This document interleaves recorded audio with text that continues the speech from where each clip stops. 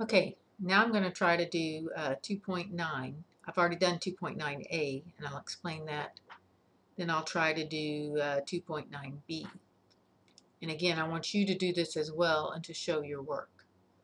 So 2.9a, we have a force going this way, 100 pounds or 100 inches. A force going down, 50 pounds or 50 inches. And a force going up to the left, 60 pounds or 60 inches. That's how I drew them. So if you look at this, this is 60 pounds right here, and this is 50 pounds, and this is 100 pounds. This one is going to counteract both of these. So you want to combine the resultants by doing these two first, because both of them will go against this one force, since this one's going that way and that one's going that way. So I drew the parallelogram. You can see by the yellow lines as I did before, and then the resultant is over here. So now I'm going to combine this resultant with this force. I drew the parallelogram and then the resultant, and the force is equal to 58.36 pounds going down and to the right at about 7 degrees below the horizontal. And that coincides generally with what they say in the back of the book. So I'll see if I can do what Adolfo did on this next one. This will be 2.9b.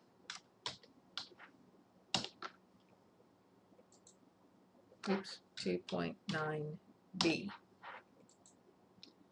Okay, so on this one, under the forces, we have, scoot this over a little bit, we have a force going to the left, 110 pounds, so I'm going to say 110 inches. We have a force going up, 90 pounds or 90 inches.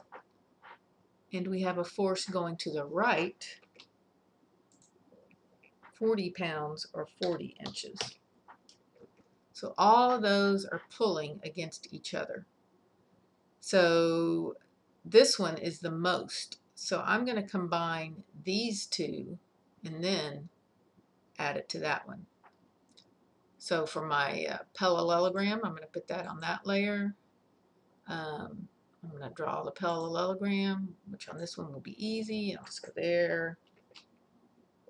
And I'll draw another one up to there. I've got my intersection. Now I'll do the resultant, drawing a line from there. It's going to pull up and to the right to that intersection right there. So that's that force. Now I want to combine that force with that force. So I can just copy this over to here, and then copy that up to there. Now both of these are part of the parallelogram now, so I'm going to change that. Now this force is going that way, that force is going that way, so my new resultant's going to go here. So I'm going to put that there. Now, let's see if that looks like it might be right. Put on my text layer. I'm going to do this angular. That's 38 degrees from there. And actually, I think they'll probably want to know this one to match it to the back of the book. 52 degrees. So, and then I'll need to know the magnitude. Aligned.